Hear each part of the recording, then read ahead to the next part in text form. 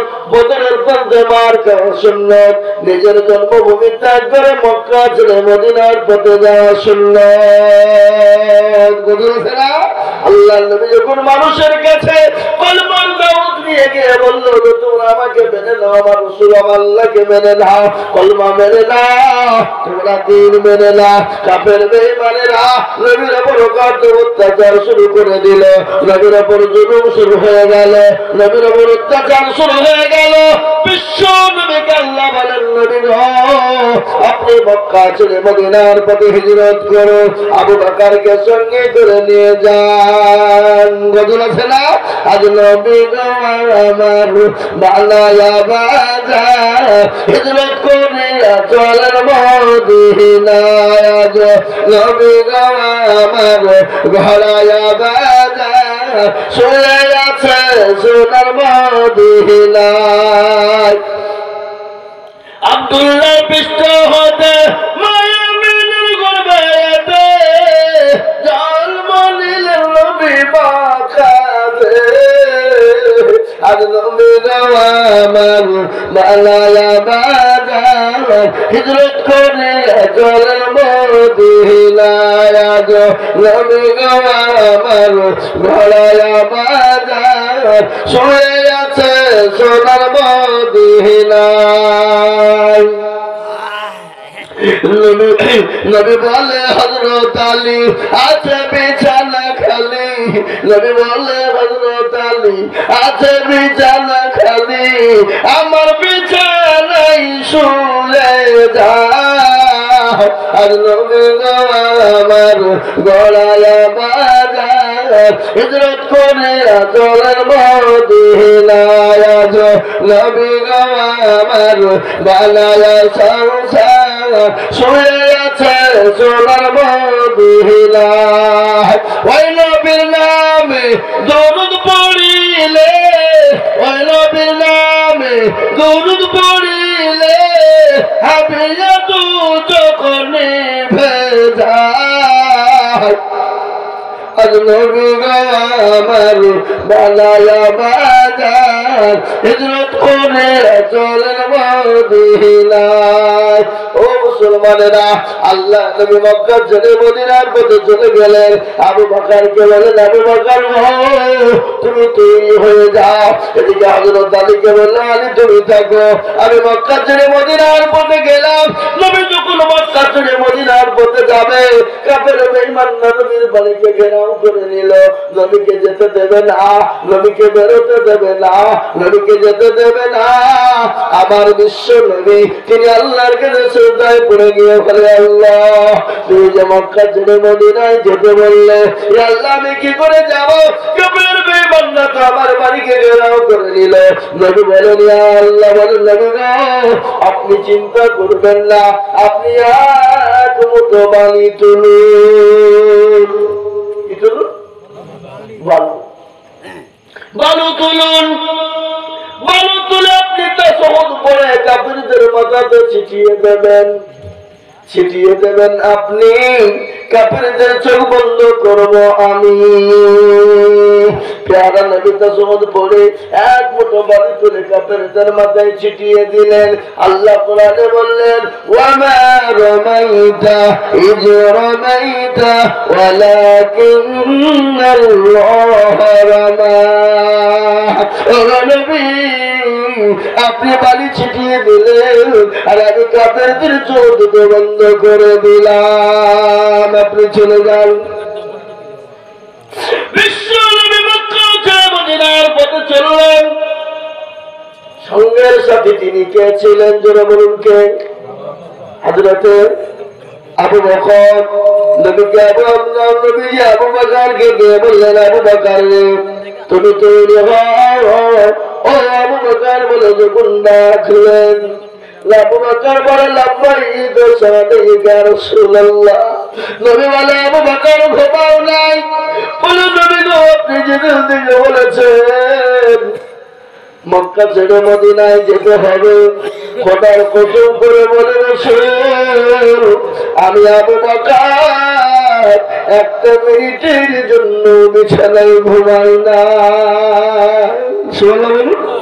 বাহ, কাকে বলে, ভালোবাসা কাকে বলে? মুসলমান, আল্লাহ কোরআনে বলেছেন قُلْ إِن كُنتُمْ تُحِبُّونَ اللَّهَ فَاتَّبِعُونِي يُحْبِبْكُمُ اللَّهُ وَيَغْفِرْ لَكُمْ ذُنُوبَكُمْ وَاللَّهُ غَفُورٌ رَّحِيمٌ। ও মুসলমানেরা, আজকে একটা কথা আপনাদেরকে বলবো, বলে খারাপ নেবেন না। আল্লাহ কোরআনে বললেন নবী আপনি তাদেরকে বলে দিন তারা যেন আপনাকে অনুসরণ করে, তারা যেন আপনাকে আনুগত্য করে, তারা যেন আপনাকে ভালোবাসে, মহব্বত করে। তারা যদি ভালোবাসতে পারে, আনুগত্য করে, আমি আল্লাহ তাদেরকে জাহান্নাম হারাম করে দিয়ে আমি তাদের জন্য জান্নাতকে ওয়াজিব করে দেব। সুবহানাল্লাহ বলুন। একজন আপনার মুনাফিক যে নাম হলো উমাইর বিন খালদ, একজন নবীজিকে গালি দিয়েছিলেন, নবীকে গালি দিয়েছিলেন। কি দিয়েছিলেন? নবীজিকে গালি দিলেন। সাহাবারা বললেন ইয়া রাসূলুল্লাহ আপনাকে অমুক কাফের গালি দিয়েছে। নবীজি বললেন শোনো, তার রক্তের কোন দোষ আছে? কি আছে? রক্তের দোষ আছে, রক্ত খারাপ। নবীজি বললেন সমস্ত মক্কার মাটিতে শুনতে পেলেন অমুককে নবীজি বলেছেন তোর রক্তের দোষ রয়েছে। রাস্তা দিয়ে তিনি যান, আর লোকে বলে শোনো তোমার নাকি রক্তের দোষ আছে। আবার একজন বলে তোমার নাকি জন্মের দোষ আছে। প্রত্যেকটা মানুষের মুখে মুখে হয়ে গেল। উমাইর ইবনে খালদ কিন্তু আর বাড়ি থেকে বেরোতে পারে না, আর রক্ত খারাপ, আর জন্মের দোষ আছে বলেছেন কে? কে বলেছে? জোরে বলুন, জোরে বলুন না, কে বলেছে? নবীজি বলেছেন। সবাই মুখে মুখে হয়ে গেল, সে কিন্তু বাড়ি থেকে বেরোতে পারে না। মাকে একদিন ডাক দিয়ে বলে মা গো আমি তোমার সঙ্গে দুটো কথা বলবো, কথা জিজ্ঞাসা করবো, কিছু মনে করো না। বলে বাটারে বল তুই এমন কি কথা বলবি? বলে মা আমি তোমাকে কথা জিজ্ঞাসা করবো, তুমি সত্য কথা বলবা, খবরদার তুমি মিথ্যা কথা তুমি বলবা না। বলো বলো কথা বল। আমি অবশ্যই বলবো সত্য কথা। বলে মা আমার নাকি রক্তের দোষ আছে, আমার নাকি জন্মের দোষ আছে। মা বললো বেটা এই কথা তোকে কে বলেছে? বলে আমি শুনলাম। বলে না রে বেটা না। বলে মা তুমি সত্য কথা বলো, আমার নাকি জন্মের দোষ আছে। বলে বেটা কে বলেছে বল। বলো ওই মানুষকে বলেছে, আব্দুল্লাহ ইবনে মুহাম্মদ বলেছে। বলো মা সত্যি কি আমার জন্মের দোষ আছে? সঙ্গে সঙ্গে মহিলা চমকে উঠলেন। ওঠার পরে বললেন সঙ্গে সঙ্গে, বলে কিরকম হলো? বলে মা আমি নবীকে গালি দিয়েছিলাম, এর জন্য নবী আমাকে বলেছে তোর জন্মের দোষ আছে। কিন্তু মা সঙ্গে সঙ্গে বলে বেটা রে তুই কি অন্যায় করেছিস, কি কাজ করেছিস? তিনি তো রাহমাতুল লিল আলামিন, তিনি তো রাহমাতুল লিল আলামিন। আল্লাহ কোরআনে বলেছে ওয়া আরসালনাকা ইল্লা রাহমাতুল লিল আলামিন। আলামিন মানে সত্যবাদী। ও বেটা কেন তুই ওকে গালি দিলি বল?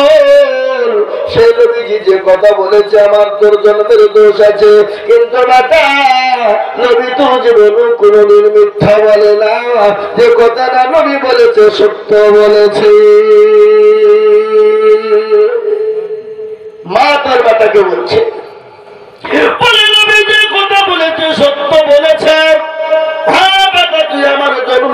নিশ্চয় তোর দোষ আছে। কিরকম করে? একদিন তোর আব্বা মারা গেল, একদিন তোর আব্বা মারা যাওয়ার পরে তোর চাচা আমার সঙ্গে খারাপ কাজে লিপ্ত হয়ে গেল। ওই খারাপ কাজে লিপ্ত হওয়ার পরে সেই থেকে তুই জন্ম নিয়েছিস। তার জন্য নবীজি যে কথাটা বলেছে সত্য বলেছে। ও বেটা, কেন তুই নবীকে গালি দিলি বল? মক্কার মানুষ নবীকে আলামিন বলে জানে, রাহমাতুল্লিল আলামিন বলে জানে। নবীর সাহাবারা নবীর জন্য জীবন দিতে তারা প্রস্তুত হয়ে যায়। আর ওই মানুষটাকে কেন গালি দিলি? ও তো কারো কোনো ক্ষতি করে না, ও তো কোনোদিন কাউকে মারে না, কোনোদিন কাউরের অন্যায় করে না, কোনোদিন কাউরের জুলুম করে না, কোনোদিন কাউরের মালকে ছিনিয়ে নেয় না, কোনোদিন কারো মালকে লুটপাট করে নেয় না। বল বেটা, বল তাকে কেন তুই গালি দিলি বল? ওই বিশ্ব নবীর জীবনী আল্লাহ নবী ৬৩ বছরের জিন্দেগিতে দুনিয়ায় বেঁচেছিলেন। জীবনেও কোনোদিন কাউকে একটা চড় মারেনি, কোনোদিন গালি দেয়নি, কোনোদিন কাউকে ধমক দেয়নি। দিয়েছে কখনো শুনেছেন আপনারা? শুনেছেন কোনোদিন আপনারা নবীজি কাউকে চড় দিয়েছে, ধমক দিয়েছে, মেরেছে? ৬৩ বছরের জিন্দেগি। তো আমি আপনাদেরকে বলবো বাবারা, তো আমি আপনাদেরকে শোনাই, নবীজি বললেন ওই ব্যক্তি ইমানদার পরোজগার ততক্ষণ হবে না যতক্ষণ পর্যন্ত আল্লাহ তার হাবিবকে ভালো না বাসতে পারবে। যার নবী বললেন লা ইউমিনু আহাদুকুম হাত্তা ইয়াকুনা হাব্বা ইলাইহি মিন ওয়ালিদিহি ওয়া ওয়ালাদিহি ওয়ান নাসি আজমাইন। আল্লাহর প্রেমিক বান্দা ও নবীর উম্মত যে তার বিবিবর্তা যদি গালি মালির ধন সম্পদের থেকে আল্লাহ তার রাসূলকে সব থেকে বেশি ভালোবাসে। সাহাবারা নবীকে এতটাই ভালোবেসেছিলেন, নিজের জীবনের থেকে নবীজিকে বেশি ভালোবাসতেন। আল্লাহ নবী আবু বকরকে বললেন, আবু বকর তুমি ঘুমাও নাই? ইয়া রাসূলুল্লাহ, আপনি যেদিন থেকে বলেছেন আমি ১ মিনিটের জন্য বিছানায় ঘুমাই নাই। আর আমার বাবাজি বলে নবীকে সঙ্গে করে নিয়ে আবু বকরকে সঙ্গে করে নিয়ে হিজরতে চললেন। হযরত আবু বকর কখনো ডানে, কখনো বায়ে, কখনো ডানে, কখনো বায়ে। আল্লাহ নবী বলে আবু বকর তুমি ডানে বায়ে কেন? বলে ইয়া রাসূলুল্লাহ, আমি যখন ডানে যাই মনে হয় কাফের আপনাকে তরবারি ডান থেকে মারে, আবার যখন পেছনে যায় মনে হয় কাফের আপনাকে পেছন থেকে আক্রমণ করে, আবার যখন সামনে যায় আমার মনে হয় কাফের আপনাকে সামনে থেকে আপনার তীর ছুড়ে মারে। ও নবী, আপনার গায়ে তীর তরবারি না লেগে আমি আবু বকরের গায়ে জানে লেগে যায়। সুবহানাল্লাহ, জোরে বলুন না সুবহানাল্লাহ। নবীর প্রেমিক, নবীর ভালোবাসা কি মহাব্বত সাহাবাদের। বিশ্ব নবী আবু বকরকে নিয়ে গেলেন, আপনার দিন হয়ে গেল, বেলা হয়ে গেল, কাফের বেঈমানরা পেছন থেকে ধাওয়ানি করেছেন। আল্লাহ নবী বলেন আবু বকর গো, ওটা কাফের বেঈমানরা ধাওয়ানি করেছে, তো আমরা গুহার ভিতরে ঢুকে যাই। আবু বকরকে নিয়ে গুহায় ঢুকে গেলেন। বিশ্ব নবী দয়ার নবী আবু বকরকে বলেন আবু বকর রে, আমি তো বড় ক্লান্ত, আমি নবী বড় ক্লান্ত হয়ে গেছি। আচ্ছা বলেন তো, নবীজি শ্বশুর মশাই আবু বকর রাদিয়াল্লাহু তাআলা আনহু এবং বন্ধু, নবীজি বলেন আবু বকর তোমার রুহুটা বিছিয়ে দাও। বিশ্ব নবী হযরত আবু বকরের রুহুর উপর মাথা দিয়ে শুয়ে আছেন। হযরত আবু বকরের মাথায় ছিল পাগড়ি। পাগড়ি বুঝেন তো নাকি? পাগড়ি, পাগড়ি কারা করে তো আপনার কাপড়কে ছিঁড়লেন। গর্ত চারিদিকে ছিল, গর্তগুলোকে বন্ধ করে দেওয়া হলো, একটা গর্ত কিন্তু বন্ধ হলো না। আবু বকর নিজের